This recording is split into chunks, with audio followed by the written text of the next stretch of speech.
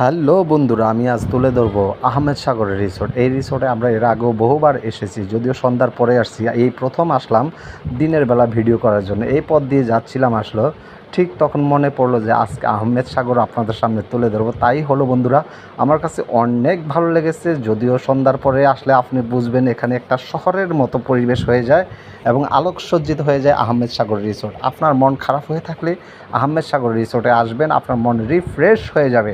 তাই আপনাদের মাঝে আমি ভিডিওটি তুলে ধরার চেষ্টা করতেছি বন্ধুরা। এই আহমেদ সাগর রিসোর্টে আসলে অবশ্যই আপনাদের কেরানীগঞ্জ আসতে হবে। কেরানীগঞ্জ আসলেই আপনি আহমেদ সাগরের কথা মনে পড়ে যাবে। এটি হচ্ছে রামের কান্দার ঠিক পাশেই, ঢাকা দোহার নবাবগঞ্জ হাইওয়ে রোডের পাশে অবস্থিত। আপনাদের সামনে আমি তুলে ধরতেছি ঢাকা দোহার নবাবগঞ্জের যে হাই রোডটি রয়েছে, এই হাই রোডের পাশেই আহমেদ সাগর রিসোর্ট।